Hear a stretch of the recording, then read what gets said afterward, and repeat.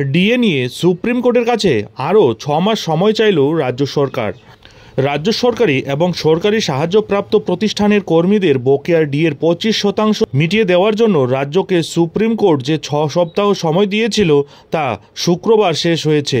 এবার সুপ্রিম কোর্টে আবেদন জানিয়ে রাজ্য সরকার জানিয়েছে তাদের এখন আর্থিক সংকট রয়েছে, তাই বকেয়া ডিএর 25% মেটানোর জন্য আরও সময়ের প্রয়োজন রয়েছে। সুপ্রিম কোর্টের অন্তর্বর্তী নির্দেশ পুনর্বিবেচনার আর্জি জানিয়েছে রাজ্য এও জানিয়েছে তারা বকেয়া ডিএর 25% সরাসরি আদালতের তহবিলে জমা দিতে প্রস্তুত। আর এই মুহূর্তে রাজ্য সরকারি কর্মচারীদের বকেয়া 25% মহার্ঘ ভাতা কেন দিতে পারবে না দেশের সর্বোচ্চ আদালত সুপ্রিম কোর্টকে এও জানিয়েছে রাজ্য সরকার। রাজ্য সরকারের দাবি লক্ষ লক্ষ এই সরকারি কর্মচারীদের বকেয়া 25% ডিএ মিটিয়ে দিতে গেলে বিপুল পরিমাণ অর্থের প্রয়োজন। 2025-2026 অর্থবর্ষের বাজেটে এমন কোনো বরাদ্দ নেই। রাজ্যকে যদি সেই অর্থ দিতেই হয় তাহলে ঋণ নিতে হবে, যার জন্য কেন্দ্রের অনুমতি দরকার। এই প্রক্রিয়া সময় সাপেক্ষ। 2, ডিএ বাধ্যতামূলক নয়, ঐচ্ছিক বিষয়। এটি কর্মচারীদের মৌলিক অধিকার নয়, তাই কেন্দ্রীয় হারে ডিএ দিতে বাধ্য নয় রাজ্য। 3, রাজ্য সরকার একটি নিজস্ব নিয়মাবলী চালু করেছে, রোপা 2009। এই নিয়ম অনুযায়ী কত হারে ডিএ বৃদ্ধি পাবে তা রাজ্য নির্ধারণ করে থাকে। কেন্দ্র যে হারে ডিএ দেয় তা রাজ্যের উপর প্রযোজ্য নয়, কারণ কেন্দ্র ও রাজ্যের আর্থিক কাঠামো কিন্তু ভিন্ন। 4, কেন্দ্রীয় সরকার বিভিন্ন প্রকল্পে অনুদান কমিয়ে দিচ্ছে, এতে রাজ্যের উপর আরও আর্থিক চাপ পড়ছে। জিএসটি সংক্রান্ত বকেয়াও কেন্দ্র এখনও দেয়নি, যার পরিমাণ প্রায় 1.87 লক্ষ কোটি টাকা। 5, রাজ্য শুধু সরকারি কর্মচারী নয়, সরকারি সাহায্যপ্রাপ্ত প্রতিষ্ঠান, স্থানীয় প্রশাসন, স্কুল কলেজের কর্মীদেরও ডিএ দেয়। সে কারণে কেন্দ্রীয় হারে ডিএ দেওয়া তাদের পক্ষে সম্ভব নয়। রাজ্যের আরও দাবি তারা তাদের সরকারি কর্মচারীদের পেনশনও দেয়। এ রাজ্যে স্বাস্থ্য প্রকল্প, ভ্রমণের ভাতা রয়েছে। এই পরিষেবা আর অন্য রাজ্যে কিন্তু নেই।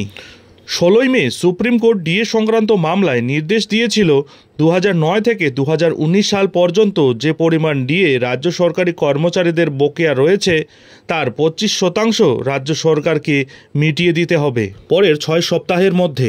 সেই সময়সীমা শেষ হয়েছে 27 জুন, অর্থাৎ শুক্রবার। আগামী আগস্ট মাসে এই মামলার পরবর্তী শুনানি হওয়ার কথা রয়েছে। ডিএ মামলার শুনানিতে রাজ্য সরকার সুপ্রিম কোর্টকে জানিয়েছিল রাজ্য সরকারি কর্মচারীদের মোট বকেয়া ডিএর পরিমাণ 11,890 কোটি 18 লক্ষ টাকা। এছাড়া পেনশন প্রাপকদের জন্য মোট বকেয়া 11,611 কোটি 45 লক্ষ টাকা।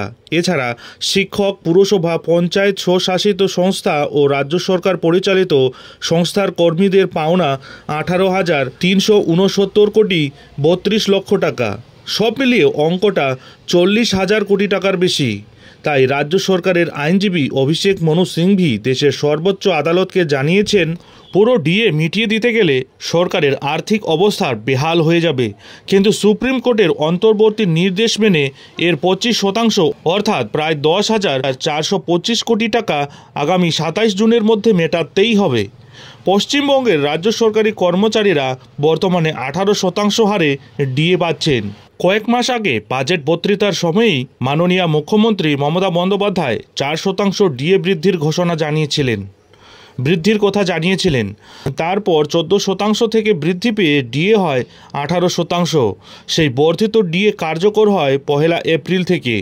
যদিও কেন্দ্রীয় সরকারি কর্মচারীদের সঙ্গে এ রাজ্যের সরকারি কর্মচারীদের মহার্ঘ ভাতার ফারাক এখনও 37%। আর এই মুহূর্তে কেন্দ্রীয় সরকারি কর্মচারীরা 55% হারে ডিএ পাচ্ছেন। গত 16 মে সুপ্রিম কোর্ট নির্দেশ দিয়ে জানিয়েছিল কর্মচারীদের বকেয়া ডিএর 25% পরের 6 সপ্তাহের মধ্যেই মিটিয়ে দিতে হবে। তবে এবার রাজ্য আবার সময় চাইল।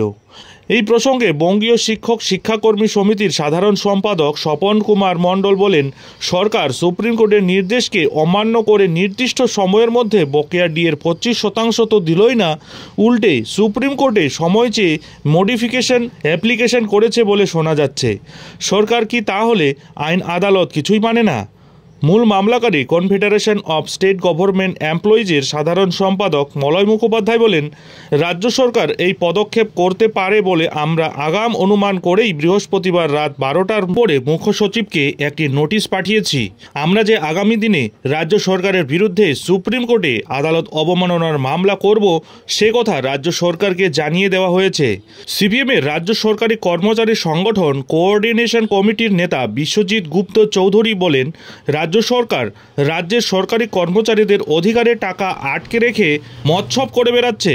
যতই কৌশল করে আমাদের অধিকার কেড়ে নেওয়ার চেষ্টা করুক মুখ্যমন্ত্রী, তাতে আমাদের লড়াই থামবে না।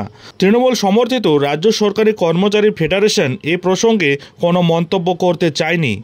সরকারি কর্মচারীদের একাংশের আইনজীবী ফিরদৌস শামীম বলেন, এই পদক্ষেপ আদালত অবমাননাকারী পদক্ষেপ।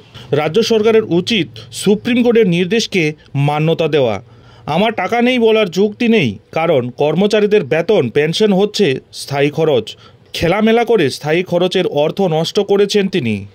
বন্ধুরা, দেশের সর্বোচ্চ আদালত সুপ্রিম কোর্টের নির্দেশ মতো রাজ্য সরকারি কর্মচারীদের এই 25% বকেয়া ডিএ না মিটিয়ে ফের 6 মাসের সময় চেয়েছে।